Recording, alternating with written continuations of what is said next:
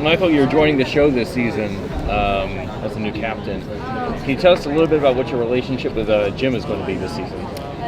Well, I'm Captain Barnes is. I look at him as like a battlefield commander. He's not a desk jockey. He's a guy who comes in, who jumps right in with his guys on a war footing because the villains have run amok, and this season is called Rise of the Villains, and they've been brazen enough to come into the precinct, slaughter cops, and kill my predecessor. So I come in as both mentor to Ben's character, and also I'm worried for the kid because he's getting into that brand of law enforcement, that ends justifies the means brand of law enforcement that my character is absolutely adamantly against. And you find out why down the line, which is really interesting. You find out that certain things in his past inform the reasons that he's so adamantly against breaking the law in order to achieve the law. Was there any hesitation going into this? I mean, because it's usually like you're a cop or you're a superhero because you did no ordinary family and everything. Well, but I mean, I've danced all around these neighborhoods, but I mean, this is different. I mean, there's a familiarity in that it's a hybrid of two genres that I've spent a lot of time in my career, but at the same time, it's a completely different new world. I mean, I love that it's very different. Marvel is sort of almost Grecian in its mythology. It's very, it deals with epic themes of good and evil, whereas, Gotham and the DC comic book world is much more of a noir feel. It really delves into the darkness of men's souls, and so they're different universes, and I'm thrilled to be a part of both of them now in my career. I know, you can take this stuff way too seriously, but it's just, to me, this is entertainment.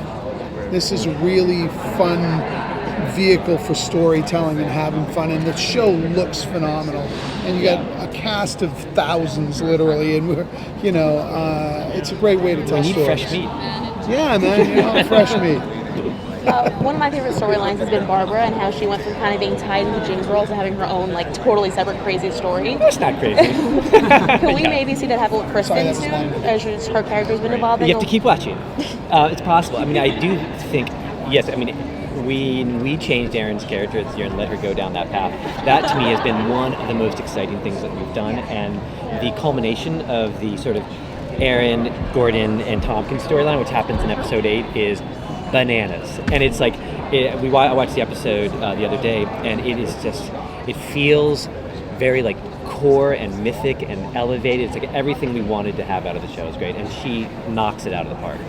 But that storyline, I think, and what happens to Barbara is representative of what we want all of our characters to do, because the Batman and all superhero stories are to a large degree about identity transformation. Bruce Wayne, this awful thing happens to him, so he makes a choice to change his identity and become Batman. And that kind of happens to all of our characters. You say Edward Nygma kind of then becomes the Riddler, or you watch Oswald Cobblepot become the Penguin. So with all of our characters, we're always asking, what is that shadow self lurking inside them, and how do we bring the shadow out and have it be someone else? So I would say that all of our characters have that potential. Well, speaking of the change of Barbara, what has surprised you about season 2? Did you always know it was going to be the rise of the villains? How has the show surprised you or changed as it's gone along? It surprised me by how much fun it is. Honestly, we always knew we wanted to lean more into the rogues gallery, because it is we have these nuclear weapons we weren't deploying yet, so let's get them out there. And it has given a level of energy and fun to the show, I think, which is fascinating. And also, it actually has allowed us to write longer scenes, oddly, than last year. This is a weird technical point, which might not interest you, but last year, because you're following cases so much, you're getting clues, you're going to this place. Now, because you have these larger-than-life characters, what you really want to do is see them in a room interacting with one another, whether they're trying to kill each other or talk to each other. Villains are delicious. Yeah, and exactly. Right? That's Those are really interesting, delicious characters, and all these things that are the engine that drives these different people to do what they do is what we're fascinated by. Yeah. I mean, and if you don't care about that, it doesn't matter about what you blow up and you know who gets shot, or if you're not engaged on that level as an audience, then you're out, right? So, and that's why that's one of the reasons why I took the gig on, because when I spoke to Bruno, I said, listen, I know you're at that place in the history of this show. Are you going to go procedural or are you going to go serialized? And when he said serialized, I went, all right, I'm in.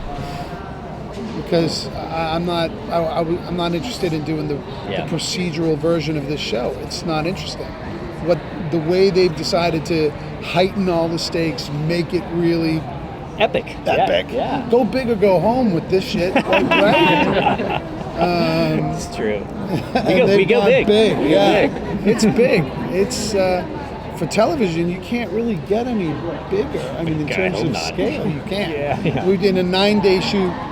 It's just you can't really. It's astonishing what the cast and crew pull off in 9 days. It blows us away every time. I think in some ways we're a victim of our own success. Yes, sure. They do such a great job, the cast and the crew. They're like, we just keep loading more stuff on them. It's like, well, if they did that, let's try this out. You know, like but it's like I'm sore as hell from this week because we did these big, huge fight scenes and things, shots fired, knives flying around. It was crazy. It's craziness. Bombs went off, crazy, so that's true. It was a fun week.